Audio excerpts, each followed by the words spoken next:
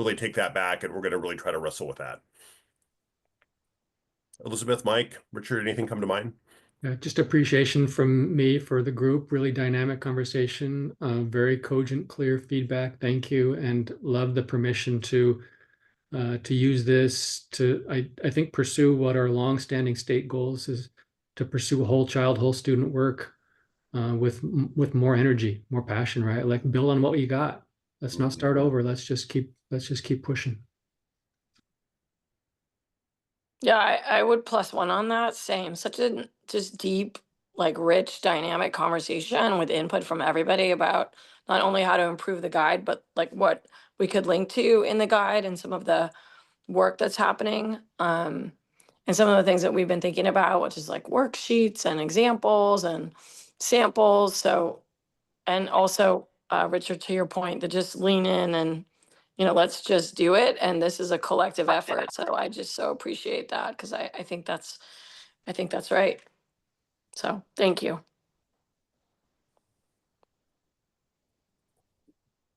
Mike, did you want to add anything? Anything like just major takeaway from your conversation? I think Richard and Elizabeth covered it all. Just that this is a rich, dynamic process, and I appreciate having the extension till Monday. Because I look around this room and the collective wisdom of this group to help inform this effort is amazing, and I think it will benefit our kids, families, and across our systems in California. That's great. Well, thanks everyone for your time. I know folks had a chance to read in advance. I know some of you were reading on the fly. I mean, just speaking from the group I joined, really, really helpful feedback. So thanks, and look forward to seeing if anything else comes in the next week or so. Why don't we shift gears here? We got 45 minutes left, and we actually still have quite a bit of work to get done. So, Derek, why don't I turn things over to you? And I'm just trying to figure out how I can reshare my screen here. So let me get that going. Yeah,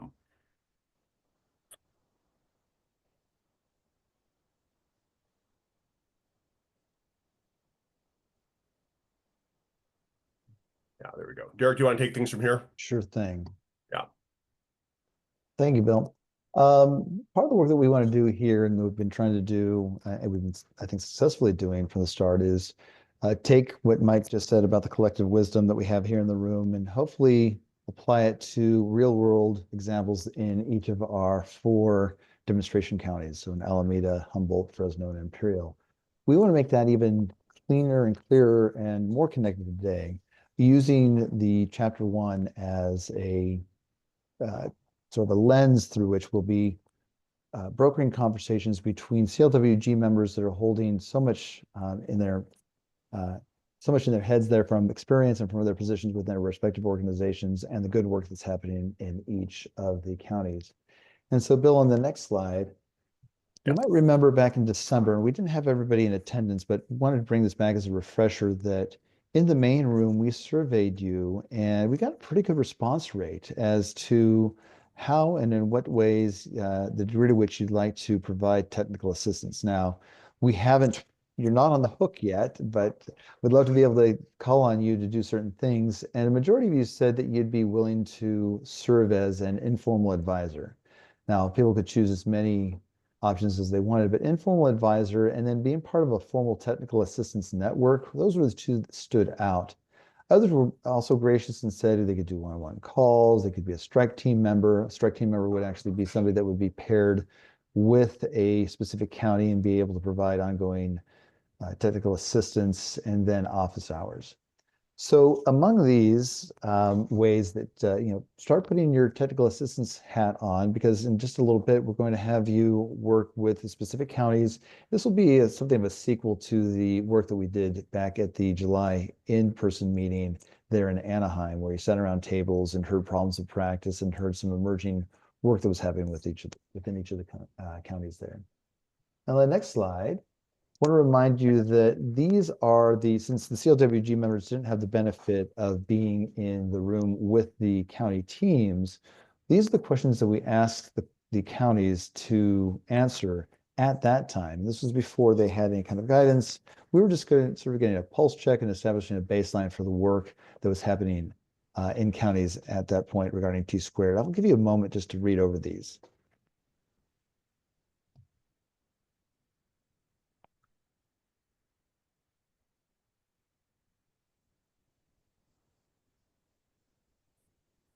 These, of course, are focused very much on the ILT and the EAC.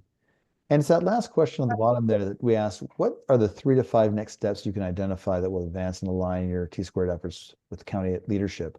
That's something we're going to further explore here in just a bit, but here's some themes that emerged from across the different counties.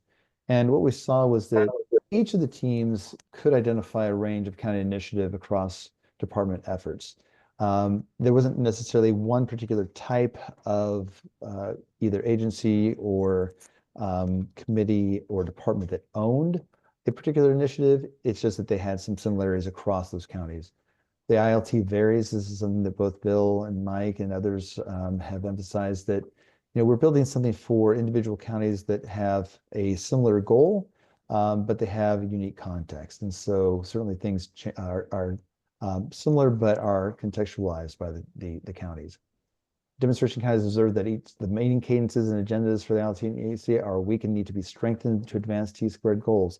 This echoes back to the advice that Richard had about formal structures for the ILT.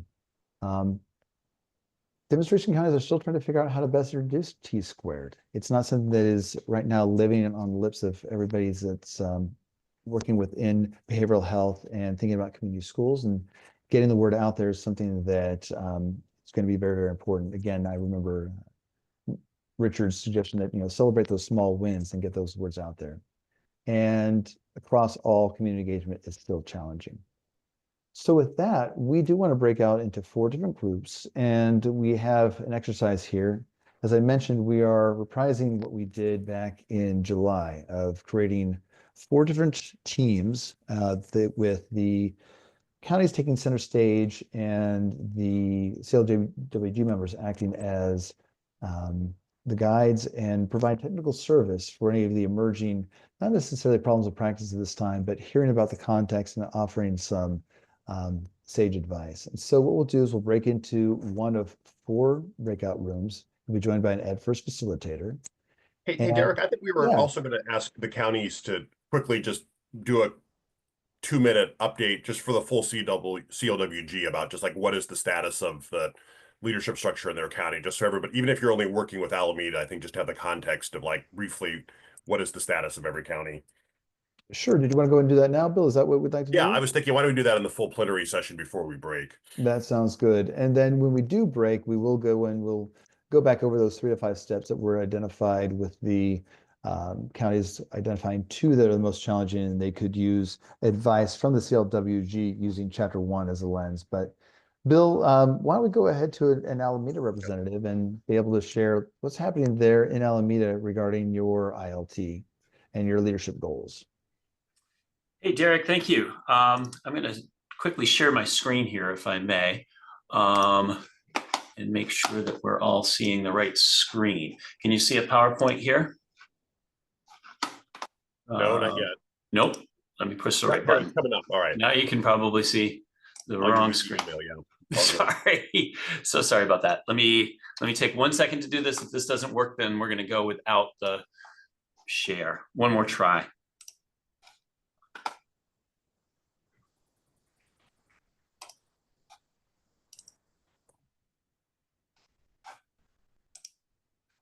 Okay. Better? Can you all see the power? Yeah, No. there's a screen, but no PowerPoint. Okay, well, I'll tell you what. Let me just tell you what's on the PowerPoint. So first of all, hello, everybody. I'm Dennis Geikema. I'm the Director of Countywide Community Schools and Partnerships here at Alameda County Office of Education. And so sorry about this. I actually just lost the PowerPoint I was trying to share as I was moving things around these screens. So I may have to go, here we go. So we at Alameda County Office of Education have formed an interagency coordinating council that's really in its infancy, very much at a state of trust building and relationship building, finding the will so that we can find the way forward. This is a partnership really led by our county office superintendent,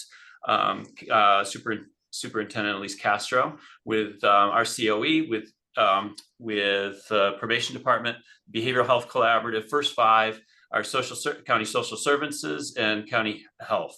Also working closely with Richard Connect to support this work. We have already hosted 2 half-day retreats, again, really starting with trust building as the foundation, increasing our individual and collective awareness about existing support systems and structures across the county, and fostering the connection and collaborative problems at all levels. In this process, really sort of tapping shared leadership across the other agencies. In our second retreat, another agency hosted. And our partners at probation brought in some resources to begin doing a complete landscape mapping and analysis of services across our county. A lot of this is built upon sort of a vanguard efforts of our school health steering committee. Many of the same people that I mentioned are partners in that work. We've also brought in an advisory council that includes youth, caregivers, and leaders in this work, and have formed work groups to dig into this work. So we're learning from that vanguard work and looking at ways that our ILT can collaborate there. So I know it's just 2 minutes, so I'm going to pause there and turn it over to our next county. That's great. Thanks, Dennis. We go alphabetically here and have Yeah, Fresno share. That sounds good. Fresno representative, you could please share what's happening. Hi. Yeah. Hi, Gina. Hi, how are you guys? Everyone's doing well. I'm glad to see you all here. Trina had to go to another meeting right now, and so I'm just going to report out on our ILT. We are meeting monthly, and it's interesting as new people come to the table, and it's a very slow process to invite new people to the table. It's helping to solidify our agreement in coordinating services and also finding ways to leverage those relationships as we continue to do our community schools work. So some of the new members in the last couple of months have been one of the bureaus of our local Native Americans, and also the judicial system. So we have a judge who's now sitting on the ILT. So we are working to continue to formulate our agreements and are looking at ways now to start taking some action. So I think I said in my, what I'd like to see this year is I'd like to see some traction and coordination. And that also comes from our All Systems Go event in August, where those partners were also here in space with educators. And so we're seeing small bits that I think will start to equate to some healthy coordination and equate to some academic achievements as well. So slowly but surely. And I appreciate the message in the chat from Zaretta Hammond too, the quote. So thank you. Any questions? Gina, did you say all the organizations that are part of your ILT? I do, and I don't have them all at my fingertips, but like I said, the Native Americans are being represented now with 2 different groups.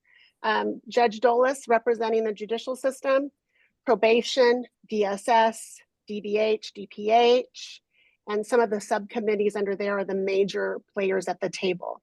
We have representation from the Office of the Fresno County Superintendent of Schools, from Student Services, Trina, and our partnership. I'm at the table as well, along with Foster and Homeless. Awesome. And then, yeah. Oh, sorry.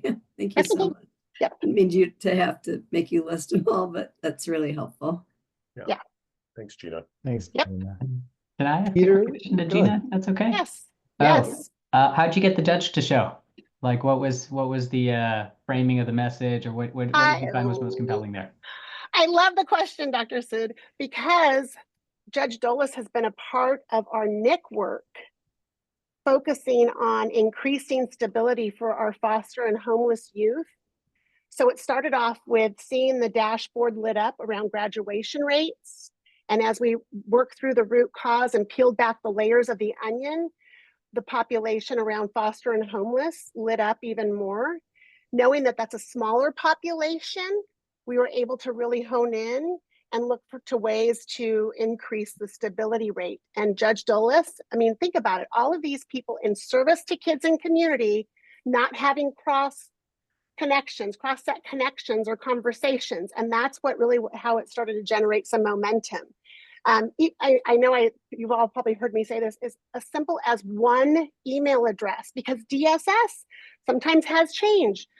The schools sometimes have changed, right? And so trying to catch up to the people who are now the new people in those roles. But all of that came really with just a lot of the leaders from those different organizations, institutions to come to the table and say, hey, we're in it for kids. Okay, it's like what we said back in July. All right, let's put our money on the table, our hands behind our backs, and talk about what's good for kids and how we can make outcomes better. And that really has also shown not just about stability from like the secondary level, but also with a focus on that stability, creating conditions to increase academic achievement for literacy at the 3rd grade level. So Judge, we've learned from that. And then also, I mean, just the interactions that all the other institutions have had with Judge Dolis and the judicial system, everyone saw the need. It wasn't even a conversation to be had. Richard? Gina, thanks. I would just add, because I think this is fascinating and exemplary, that when the ILT members reached out to the bench, one of the things they offered was a little onboarding orientation session to like, what is the bigger picture for us? And we spent 30 minutes, not with just the presiding juvenile officer, but she brought the entire family court bench. And we had 5 or 6 judges in a 35, 40-minute conversation. And then they went back with some homework to decide which of them was going to represent. It's really well done and present. Thank you, Richard. That's great. Thanks, everyone. Peter, are you representing Humboldt? I certainly am. Good morning. I am the sole representative today, but just to briefly fill you in, we in Humboldt County, our ILT is engaging 2 consultants locally to rework our MOUs. We have 6 federally recognized tribes that it was clear that they didn't feel that their voice was as represented as should have been the first time around when we took that work to heart. And so we've been doing a lot of work discussing that and now engaging consultants. There is a design team that has been developed through the consultative process. So I'm the educational representative on the design team. The design team is a smaller sort of advisory committee that is not establishing or doing the work, but making recommendations and working towards next steps and then bringing that back to the larger group. At the county level, as far as the COE goes, we've been meeting with our superintendent, assistant superintendent, our lead of community schools, our foster homeless rep, and having conversations around how we can bring this T2 work into the fold without dominating that process. And so we're looking forward to trying to put together a meeting with Michael and Richard or Elizabeth. We've been working on that so that the COE team could really talk about how to best strategize this, whether it's going in and doing small presentations about the T2 work around, I'm looking at this implementation guide and feeling that that's really going to be a guidepost for us and a blueprint as we move this work forward. So it's an exciting juncture, but still quite a ways to go. It feels like, as far as we move it out, like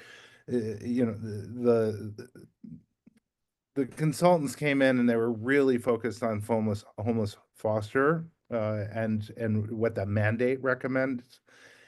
And what this team is doing is we're constantly, working on building out that this is, this is the genesis of this work, but it really needs to be inclusive of all children in the county. And so really broadening the scope of the work is an objective that we have as well. So I'll be interested to report back on where we are, in March or so. We have 2 6-hour working sessions set with our ILT team to come together for a full day and one, do the work, but also build the relationships and the trust and spend some concerted time. So I'm feeling pretty optimistic about the directions that things are headed. And this partnership and this work and opportunity with T2, I think, has really made that conversation and our lens more focused and robust. So that's what I have. Questions are welcome. That's great, Peter. Thank you, Peter. Appreciate that. Any questions? We also have Imperial. We have Armando. We have Alvaro. We also have Claudia. Who from among you would be willing to speak on? Looks like Armando, you're going to speak on Imperial's behalf. Yes, thank you. Good morning. And Alvaro and Claudia, feel free to add on to anything that I may have left out. Yes, for Imperial, as we started to have conversations around the ILT structures in Imperial County, a lot more questions came up than answers for us. To begin with, just around some of the work that's happening here at the COE and just some of the commonalities around the different departments in the work that's happening with behavioral health services. And so really leaning into really getting better to better understand what is happening here within the COE. We started to expand what we're calling our core group around this work. And so to include, community schools, curriculum, safety, wellness, higher ed, STELPA, student well-being, and then bringing into that same space, migrant, ESEP, and then foster youth services. And so that just kind of took us in a direction of really leaning into our work countywide around this and asking those deeper conversations around how do we know what we're doing across the county to support our youths, not just in schools, but throughout the county. And then that sparked the conversation around just what are some of the existing groups? How do we start to lean into them? And we started to look into AB 2083 as we started to hear that conversation because we really didn't have information around who was a part of that. And so as we did, we learned more information around that. And so we invited Christina Silva, who is a part of the Foster Youth Services Manager. And so we were able to learn more about what's happening within that specific ILT and the MOU that's already in place, and really leaning into just some of the agencies that are part of this team that's already been established, that we're just not privy to some of that information. We just didn't have it. And so to include public health, social services, probation, county council, CASA, amongst a few other agencies around their work. And so we are still in that process of just building that relationship with this particular team, this group, around the work that we're trying to accomplish. But in the meantime, we're really reinforcing and strengthening just our own understanding of the work that we're doing countywide to really help build out what that's going to look like once we have this interagency established. Part of my wondering is I'm hearing the other counties kind of talk about just some of the work that they're doing. Just around, one, it sounded like Alameda County may have started a new ILT with those 5 core agencies, but I'm not sure about that. And then I think the others may have already had an established ILT. And so that's part of our conversations that we were just having in the breakout session around, as you create these ILTs, are we starting from scratch? Are we leaning into them? And then how do we go about building those relationships to be able to have a conversation around this work? Team, I'm not sure if I left anything out, but feel free to chime in. That's it, Any Armando. questions? Just, I think what Peter was talking about really resonated because our conversations are how do we ensure that the relationships that have already been built through the 2083 work and the foster youth and all that advocacy, that we continue to respect that process and they can continue to progress with their work. And at the same time, we find a way to fold in the T2 work. Thanks to each county for the overview of the work that you're doing right now. And we still have some time left. I think we can go a little bit deeper. And Chris, I see you have a question. Wow, I'm so impressed, first of all. It sounds like everyone's really making efforts to reach out to partners that perhaps they haven't in the past, and it feels very robust. I am curious if any of the counties are connected to their managed care plans and whether or not those folks are any part of the conversations that you're having, especially given the fee schedule. I'm going to chime in quickly that I feel that we, through SB HIP, I think that the overarching goal was obtained for us to sort of find each other and understand what each other do. I really think that that was the hidden agenda. With that is to expand the Medi-Cal eligibility. But one thing that we've been looking at and we've been leading with other counties is looking at ECM, enhanced care management, and community health workers as a pathway to supporting our foster homeless and conceptualizing, braiding some funds with the HCI and fee schedule funding for our behavioral wellness coaches, their certified wellness coaches, to then also do some of the ECM work. And if it weren't through our relationship and collaboration with Managed Care Plan, I don't think that we as an educational entity would have had that level of clarity. So we're leaning on partnership as ours, but on them more than ever. And I feel like we have an understanding of each other. Thanks, Peter. I can provide a little bit of context in Imperial. So similar to what Humboldt mentioned, we established a relationship, really kind of getting to know each other during SB HIP. And then more recently, participating as one of the stakeholders in the community health assessment that was crafted, that was led by our public health department, and the coinciding community health improvement plan. That's where we've been able to engage even more with the managed care plans and start that conversation. Our group is also kind of driving the work on the fee schedule implementation, the accompanying capacity grants. So bringing that into the fold is where we've been able to really reach out to them. Hey, Chris, good to see you. Greetings from Alameda County. I mentioned that some Vanguard work for us was in our school health steering committee that's really informed IILT. And we've had Kaiser at the table for that, as well as bringing in Behavioral Health Collaborative with representatives from Seneca, Lincoln, and others to be key partners in this. So great to hear. Yeah.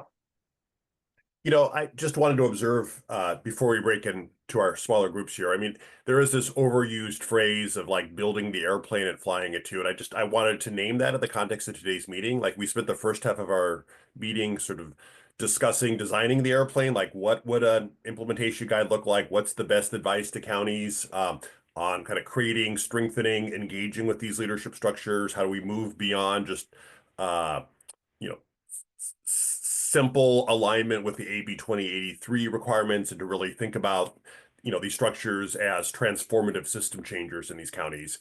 And at the same time, all 4 counties are actually trying to do this work, even as we're documenting it in the implementation guide. So just, I wanted to name that tension that, you know, we're trying to jot down everything that matters, even as on the one hand, and then we're about to shift gears here and say, okay, even as we're working on this guide that's going to outlast this project, what can we do today to help these counties continue to move forward with these challenges?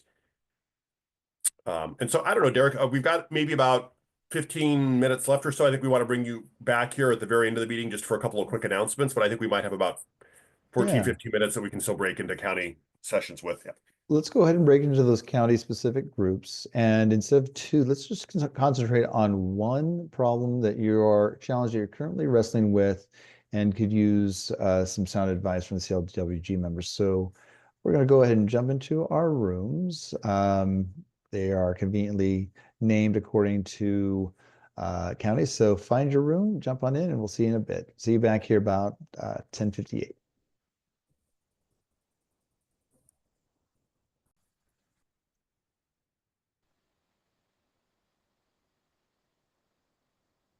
James, I think we're handing it over to you to take us out.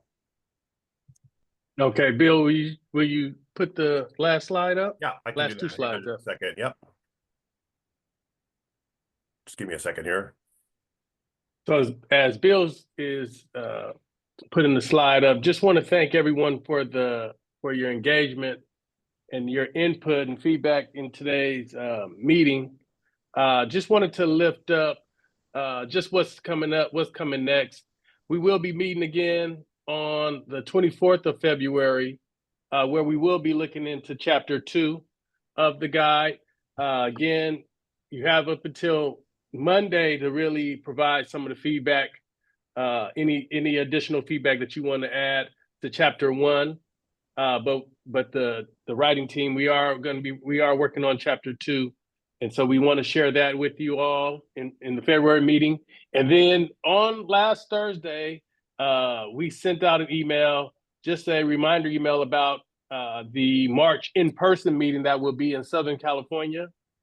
That meeting will be on the 17th of March. The registration link for that was sent out. It's also in our live binder. Okay, so just want to make sure folks get registered for that so we know our numbers and we can order food and space and all that. So we want to make sure we have that. And then lastly, next slide, really quick. You all know from San Bernardino, we do we had the slide for the proposal for a call for proposal, and we put it in the live binder. I know we had updated the slide deck. We are looking for folks who are interested in proposing being a speaker for one of the breakout sessions at our conference. Okay, there it is, for the wellness conference. And so this is available. If you have something that you feel you want to add to the conference, again, 1,000 folks at Disneyland in July. The closing for this is this Friday, though. Okay, so this is in the live binder as well. So we wanted to open up this opportunity as well. So again, thank you all for the time. It's 11 o'clock. We want to make sure we end on time. Appreciate everyone's attendance, and any information needed, please don't hesitate to email us. Have a great rest of your day. Thanks all. Take care. Thank you.